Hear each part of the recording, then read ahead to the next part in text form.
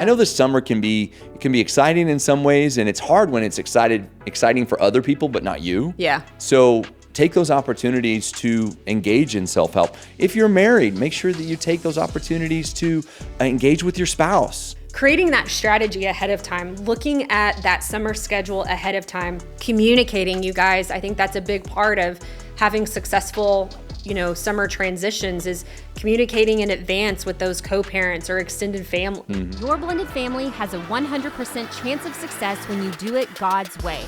We're Blended Kingdom Families, and we want to provide biblical resources to heal and restore families with a message of hope for the next generation.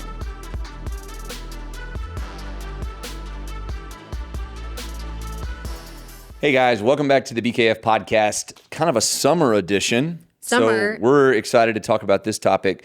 But before we do, take an opportunity to like, share, comment, send it to a friend, send up a smoke signal and tell people about it. Subscribe. Yeah. If Subscribe. you're watching on YouTube, you guys hit the subscribe button. We would love for you to be part of our community. Also, if you are listening on Audible, be sure to subscribe on Audible. We have the BKF Podcast Network where you can experience all three of our podcasts, the Blended Family Podcast, the Let's Therapy, and our Blended Kingdom Teens. But I'm excited because we're going to be giving some strategies for summer transitions. And I know that this is hard for a lot of us because depending on your divorce decree or the custody orders, some of us, for our kiddos, they're gone for a good part of the summer. Yeah. Like if you are the primary, custodial parent, you're usually with them a lot, in the school year, you have that regular routine, but then it comes to summer and they're out of your house for 30 days or 6 weeks or maybe 2 weeks, and you're not used to that time. But then you also have the mix of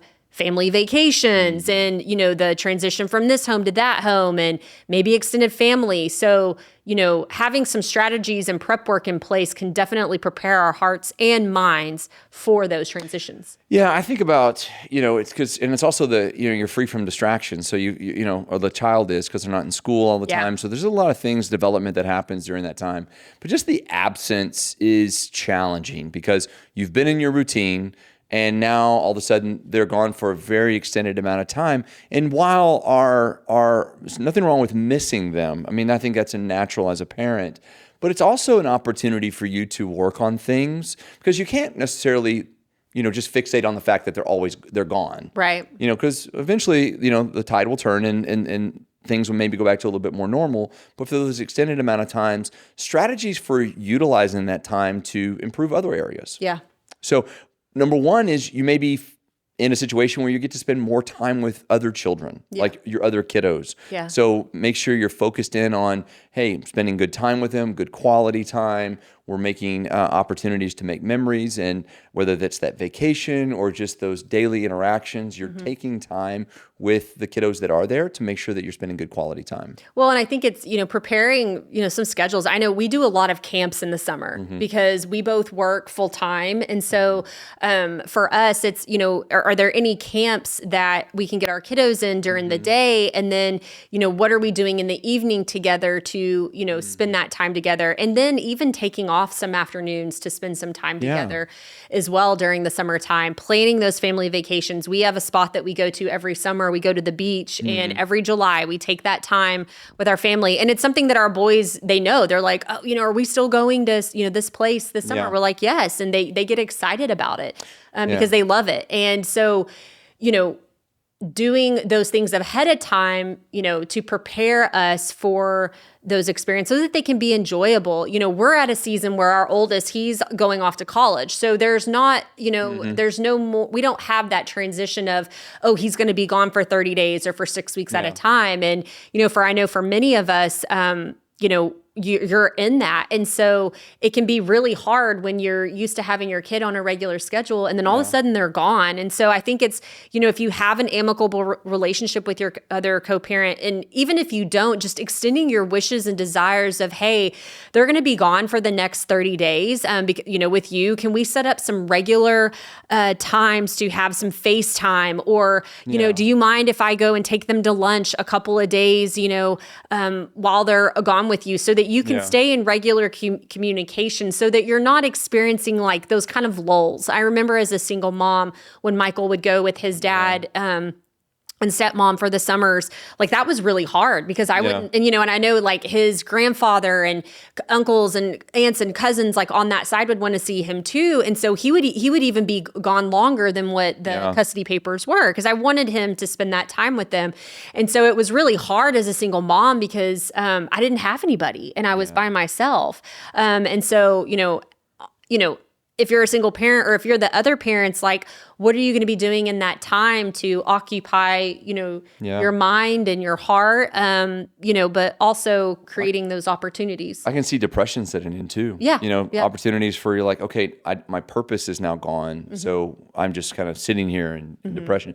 So again, those opportunities are also available for you to do some good self-work.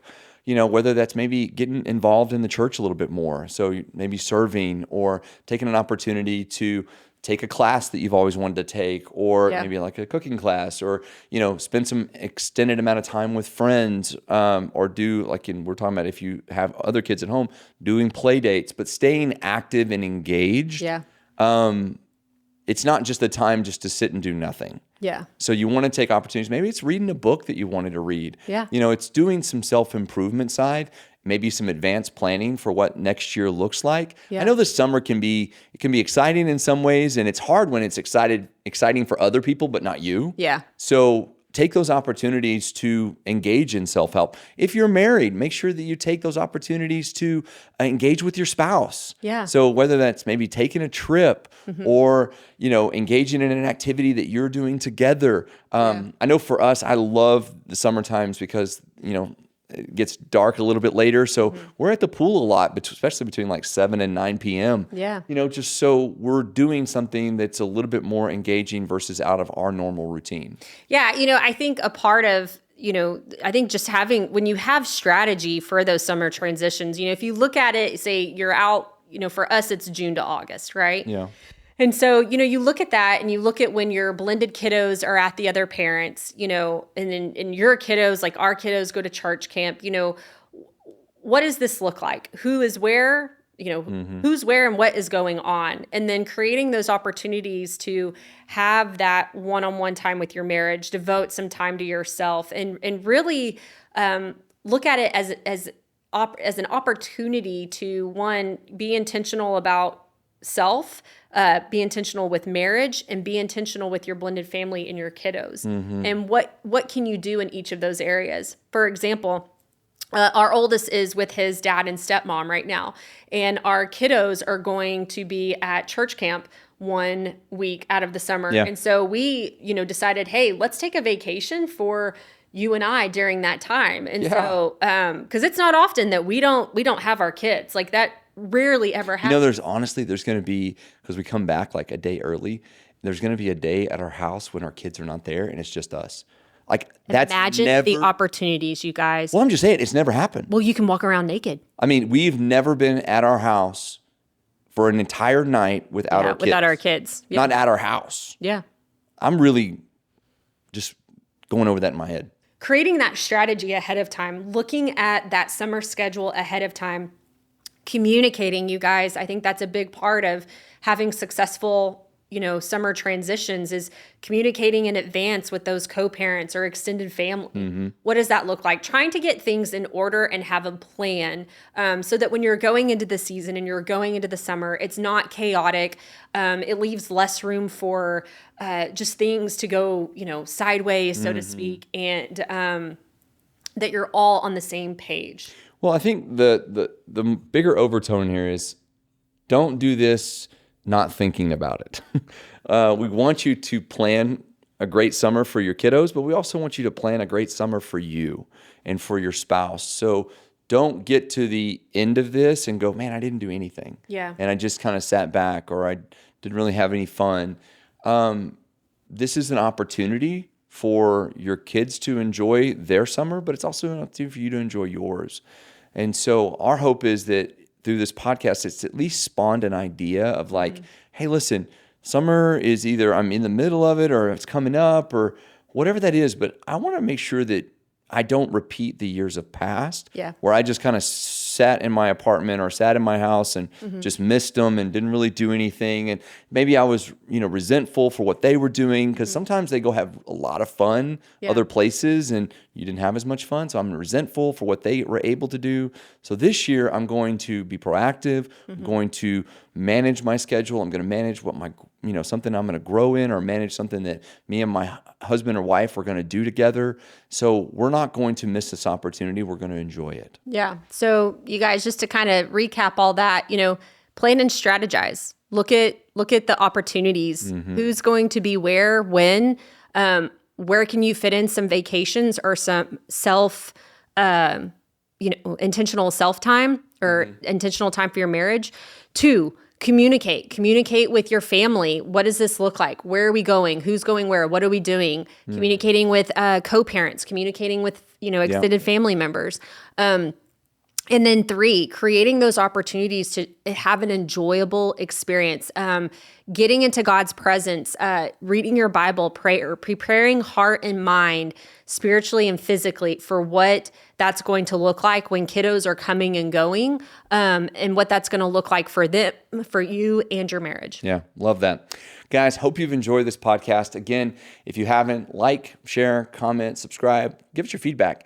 Coming up, don't forget that we do have blended family coaching. If your family's hurting and you need help, you want one-on-one, like direct support, we have an unbelievable group of coaches that will be there to walk with you through any of those challenges. You can go to our website, blendedkingdomfamilies.com, click on resources. You'll see coaching as a resource, and you can fill out a form real quick, and our team will be in touch with you. Guys, thanks so much for joining us. Can't wait to see you next week. Be blessed in all that you do. Hey friends, so glad you were here with us today, and I hope you enjoyed today's episode. You can find more resources from Blended Kingdom Families at blendedkingdomfamilies.com. Join us again next time as we talk about more blended family topics. Be blessed in all that you do, and remember, nothing will be impossible with God.